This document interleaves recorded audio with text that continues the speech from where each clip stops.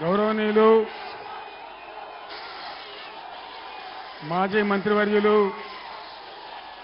Siddipet MLA Harish Rao గారు,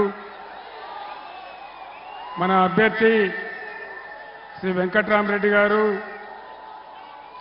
మన Dubbaka MLA కొత్త ప్రభాకర్ రెడ్డి గారు, ఎమ్మెల్సీ యాదవ్ రెడ్డి గారు, మన సిద్దిపేట ముద్దుబిడ్డ ఎమ్మెల్సీ దేశపతి శ్రీనివాస్ గారు, జడ్పీ చైర్మన్ రోలేటి వేదశర్మ గారు, రసమై బాలకృష్ణ మాజీ ఎమ్మెల్యే గారు, ఒంటేరు ప్రతాప్ రెడ్డి గారు, ఫారూక్ హుస్సేన్ మాజీ ఎమ్మెల్సీ గారు, శ్రీనివాస్ గారు, విశేషమైన సంఖ్యలో ఒక సముద్రంలాగా తరలి వచ్చినటువంటి నా అన్నాదమ్ములకు, అక్కా చెల్లెలకు అందరికీ నమస్కారం.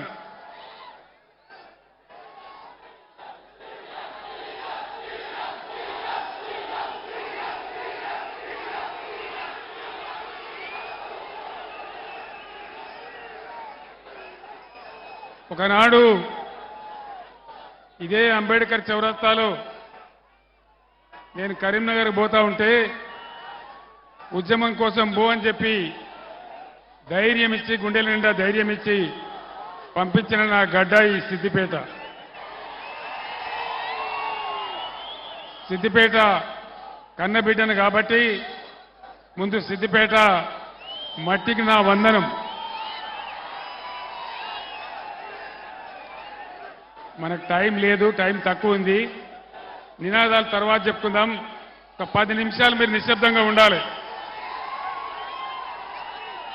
ఈ ఎన్నికల్లో 3 పార్టీలు మీ ముందర ఉన్నాయి. ఒకటి బీజేపీ, కాంగ్రెస్, బీఆర్ఎస్ పార్టీలు ఉన్నాయి.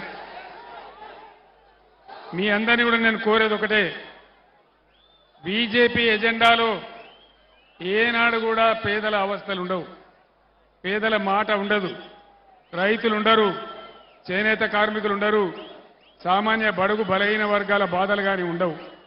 అది ఎంతసేపు పెట్టుబడిదారుల పార్టీ, కార్పొరేట్ల పార్టీ తప్ప సామాన్య జనుల పార్టీ బీజేపీ కానే కాదు అని చెప్పి నేను మనవి చేస్తా ఉన్నా. బీజేపీ వచ్చినప్పుడు నరేంద్ర మోడీ గారు మా గవర్నమెంట్ వస్తే విదేశాల్లో ఉన్న నల్ల డబ్బు తెచ్చి ఇంటికి 15 లక్షలు ఇస్తామని చెప్పినారు. 15 లక్షలు వచ్చినాయా? వినబడతలేదు. 15 లక్షలు నరేంద్ర మోడీ ఇచ్చిండా? ఇయ్యలేదా? బేటీ పడావో బేటీ బచావో ఏమైనా వచ్చిందా? అమృత్ కాల్ వచ్చిందా? వచ్చే దిన్ వచ్చినాయా? ఏం రాలి, అంతా వట్టిదే, గ్యాసు ట్రాషు తప్ప ఏం లేదు.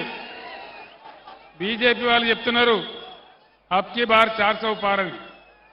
400 పార్ నిజమే. 400 పార్ ఏమైతుంది? పెట్రోల్ 400 పార్, డీజిల్ 400 పార్, కానీ నరేంద్ర మోదీ 400 పార్ కాదు అనే మనవి చేస్తా ఉన్నా. మీ అందరు నేను ఒకటే కోరుతా ఉన్నా, భారతీయ జనతా పార్టీ విద్వేషాలు నింపి ప్రజల మధ్య పగలు పెంచి దేశాన్ని చీల్చే పని చేస్తుంది తప్ప పేద ప్రజల గురించి, రైతుల గురించి, చేనేత కార్మికుల గురించి, పనిచేసుకుని బతికేటువంటి ప్రజల గురించి ఏ ఒక్క మంచి పని కూడా చేసే పార్టీ కాదు. కాంగ్రెస్ పార్టీ గత అసెంబ్లీ ఎన్నికల్లో అరచేతిలో వైకుంఠం చూపించి అలవిగాని హామీలిచ్చి గద్దెకెక్కింది కాంగ్రెస్ పార్టీ. ప్రతి ఇంటికి, ప్రతి మహిళకు 2500 ఇస్తామన్నారు. మహిళలకు 2500 వచ్చినాయా? రుణమాఫీ అయ్యిందా? రైతు బంధు అందరికి పడ్డదా? కరెంటు సరిగా వస్తున్నదా? కరెంటు కోతలు మళ్ళా మొదలైనయా? మన రంగనాయక సాగర్ ఎండబెట్టినరా? రైతుల పంటలు ఎండినాయా? అంటే ఇది పరిస్థితి. ఒకటే ఒకటి స్కీమ్ పెట్టినరు, అది మహిళలకు బస్సు, అది టోటల్గా ఫెయిల్ అయిపోయింది. ఒక సర్కస్ లాగా అయిపోయింది తప్ప ఇవ్వలకు లాభం జరగలే. అందువల్ల మీ అందరినీ కూడా నేను కోరేది, అర్థం చేసుకొని వివేచనతోని మన రాష్ట్ర భవిష్యత్ కోసం, ఈ దేశ భవిష్యత్ కోసం ఆలోచించి ఓటేయాలి తప్ప ఓటు ఎప్పుడు కూడా ఆగమాగం వేయకూడదు. ఏ ఒక్క హామీ అమలు కాలే, అవుతుందనే ఆశ కూడా లేదు. ఆ రోజు మనం 30,000 కోట్లు 2 దఫాలుగా రుణమాఫీ చేసినాం. ఈ ముఖ్యమంత్రి చెప్పినాడు, మీరు పరిగెత్తండి, లోన్ తీసుకోండి, డిసెంబర్ 9వ తేదీ నాడే 2 లక్షల రుణమాఫీ చేస్తామని చెప్పినారు. రుణమాఫీ జరిగిందా? ఏది కూడా జరగలే. 6 ప్రధాన హామీలతో పాటు 420 హామీలు ఇస్తే ఏ ఒక్క పని కూడా జరగలేదు. బీజేపీతోని ఏ ఒక్క పని జరగలేదు. అదే బీఆర్ఎస్ ప్రభుత్వం ఉన్నప్పుడు అన్ని వర్గాల ప్రజలను కులము మతము అనే తేడా లేకుండా ఒక కోడి తన పిల్లలను కాపాడుకున్నట్టుగా అందరినీ కూడా వెనకకి తీసుకొని మనం ముందుకు పోయినాం. అందరిని కాపాడినాం, పేదలను కాపాడినాం. పేదవాళ్లకు వృద్ధులకు 2,000 రూపాయల పెన్షన్ ఇచ్చినాం. ఈ ప్రభుత్వం 4,000 ఇస్తామని చెప్పినారు. 4,000 రూపాయల పెన్షన్ వచ్చిందా? రాదు కూడా, ఇక వచ్చే అవకాశం కూడా లేదు. మీ అందరికి నేను చేసే మనవి ఒకటే, మీరు చాలా గొప్ప స్వాగతం చెప్పినారు. నా గుండెల నిండా బ్రహ్మాండమైన సంతోషం కలిగింది. ఇప్పుడే హరీష్ రావు గారు చెప్పినట్టుగా మన అభ్యర్థి వెంకట్రామరెడ్డి మీకు తెలుసు. ఆయన ఇదే జిల్లాలో కలెక్టర్గా పనిచేసినాడు. ఈ జిల్లాను ఒకనాడు నేను ఎన్టీ రామారావు గారు ముఖ్యమంత్రిగా ఉంటే ఇదే చౌరస్తాలో సిద్దిపేట జిల్లా కావాలని నేను అడిగిన, కానీ ఎవరు చేయలే.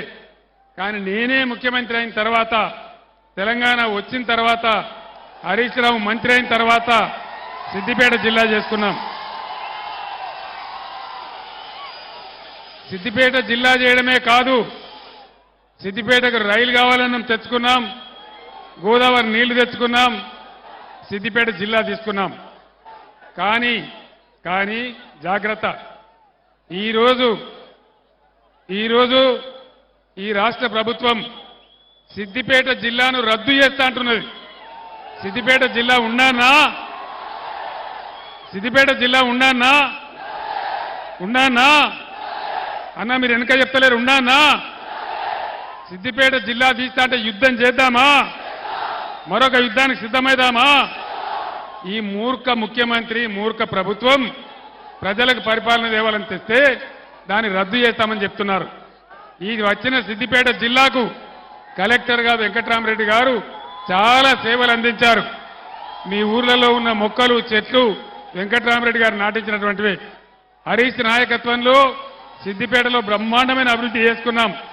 ఆ అభివృద్ధి కొనసాగాలంటే, మన హక్కులు రావాలంటే, మన నీళ్లు మనకే ఉండాలంటే ఖచ్చితంగా మొన్న ఎన్నికల్లో హరీష్కి ఇచ్చిన మెజార్టీ కంటే ఇంకో 20,000 మెజార్టీ ఇచ్చి, 1,00,000 మెజార్టీ ఇచ్చి వెంకట్రామరెడ్డి గారిని గెలిపించాలి. గెలిపిద్దామా? సిద్దిపేట మెజార్టీ ఎంత? 1,00,000నా? 1,00,000 అంటే గ్యారంటీగా నేను ఇవ్వాలని డిక్లేర్ చేస్తున్నా. సిద్దిపేట మెజార్టీతోనే వెంకట్రామరెడ్డి గారు ఎంపీగా గెలిచిపోయిందని చెప్పి నేను తెలియజేస్తా ఉన్నా.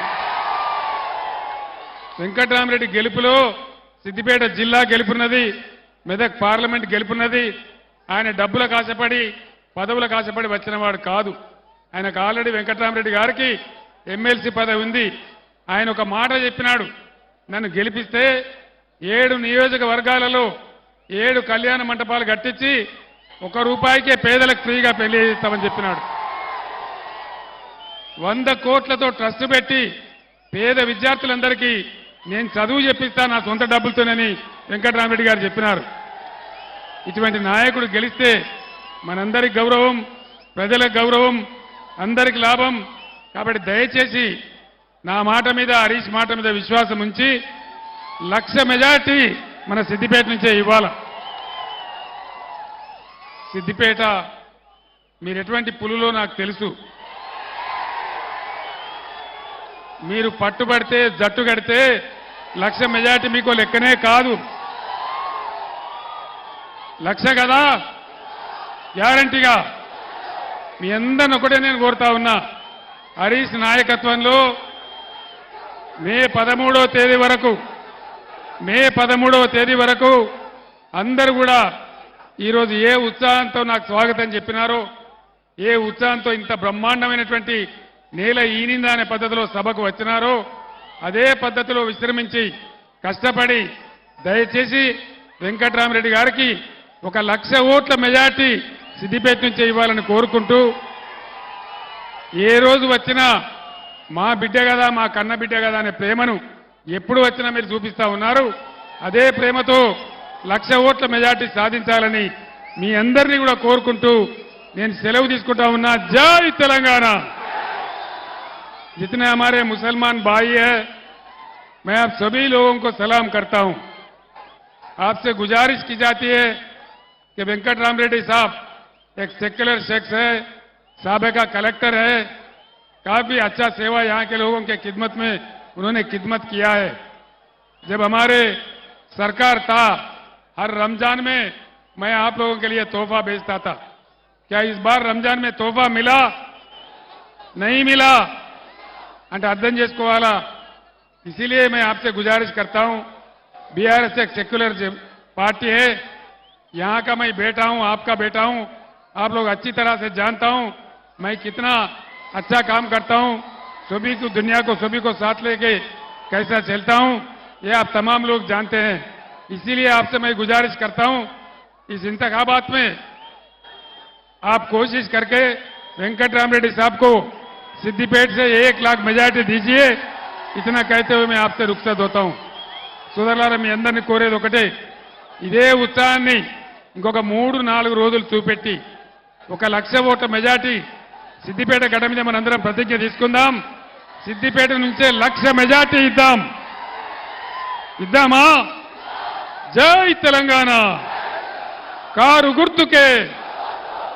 గుర్తుకే సిద్దిపేట మెజారిటీ, సిద్దిపేట మెజారిటీ. మనందరం పౌరుషవంతులం, మాట నిలబెట్టుకోవాలి. 1,00,000 మెజారిటీ ఇక్కడి నుంచే ఇవ్వాలని కోరుతూ సెలవు తీసుకుంటా ఉన్నా. జై తెలంగాణ. జై తెలంగాణ. మీ అందరికీ ధన్యవాదాలు. Thank you.